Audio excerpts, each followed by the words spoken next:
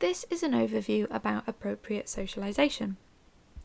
Socialisation is about learning to relate appropriately to your own and other species, learning how to behave appropriately in the environment, and learning what is safe.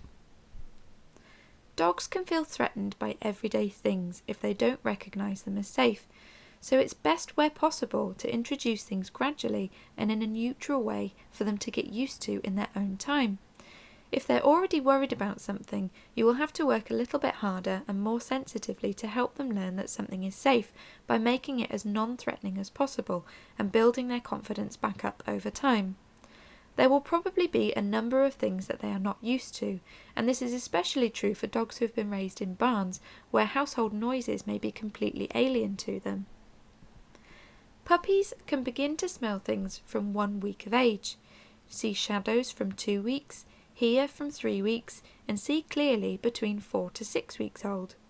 At this point, they're keen to investigate new things, but by 8 weeks old, this starts to slow down. For every week that they age, they become more reluctant to explore new things on their own, so it's our job to help them and make things less scary for them. You won't know exactly what they have been exposed to already when they come to you, or if they've already become frightened of something, so it's important to ensure that appropriate socialisation is continued so you can fill in the gaps and help them to overcome any existing fears they may have.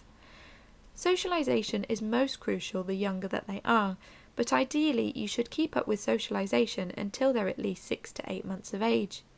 It's also helpful to remember that stress hormones can be high during adolescence, which can range from between 5 to 24 months old, depending on the breed of dog.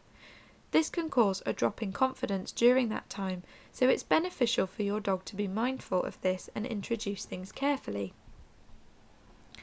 Socialisation should be done safely and gently. This means brief, low-intensity exposure to things and stopping before any stress signals are shown. There should always be a choice to move away if they aren't comfortable with it, and it helps to have familiar and nice things accessible at the time so that there's less pressure and they have the choice to interact with something else. Doing new things or meeting new people should be positive for your dog, so make sure they're actually happy about what you're doing. Something to consider with other dogs is a consent test.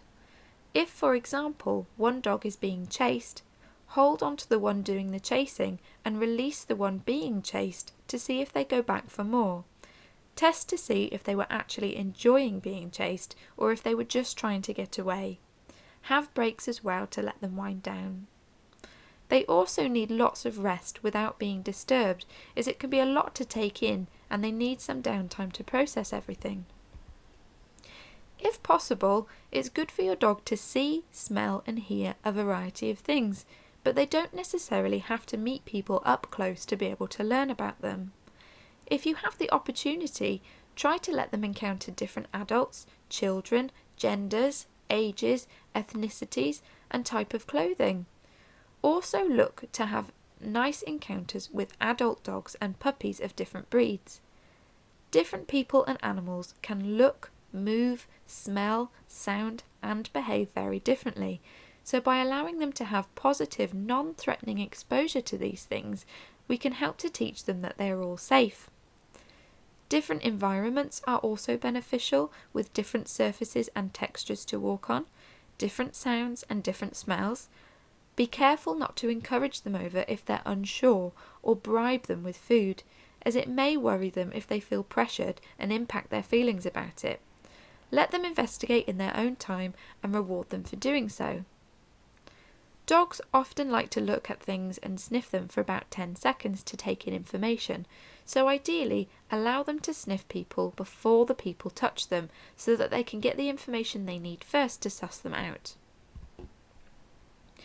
Dogs can get overwhelmed and then learn to be scared of things or the people that you're introducing them to, so try to keep things brief and calm. Whilst carrying them around is a useful way to get out and about with them before their vaccinations, it also means they can't get away if they are uncomfortable. So make sure that anyone wanting to touch them does so carefully and keep a close eye on your dog to make sure they're actually enjoying it. If they do have a bad experience, it's important to identify it so that you know to be more careful the next time they encounter it. A point to remember is that if they are refusing food, you've probably pushed it too far. Don't panic if you've already done things this way. Some dogs are quite robust and may have been fine with it, but it's important to look at future introductions a little more carefully so that you can identify if there's anything your dog seems to be worried about. You can then help them to build their confidence with whatever or whoever it may be.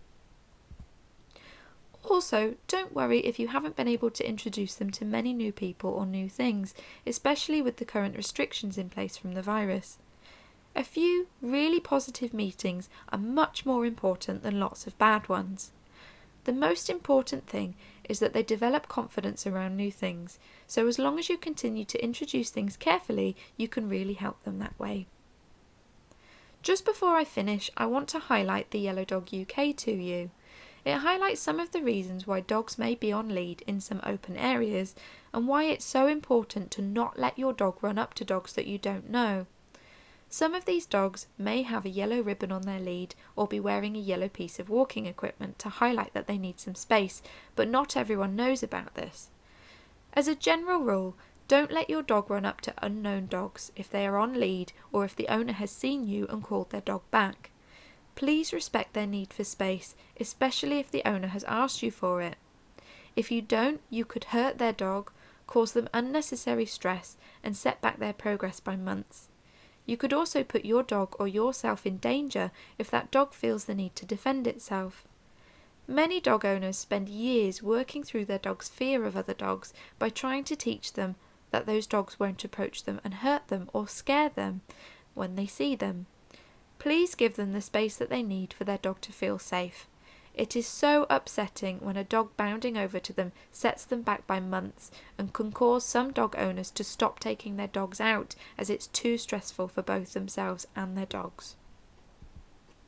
So to summarise, try to introduce your dog to new things, but do it gradually and carefully so that they feel safe.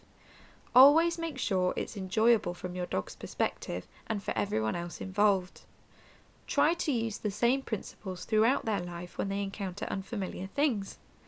It's always best to introduce things gently to prevent them from becoming fearful, as you will have a much more confident dog from doing so. I'm fully aware that even with the best intentions, sometimes things can go wrong and things will happen that are beyond your control. So if your dog is fearful of something and you're not sure what to do, please do ask me for help.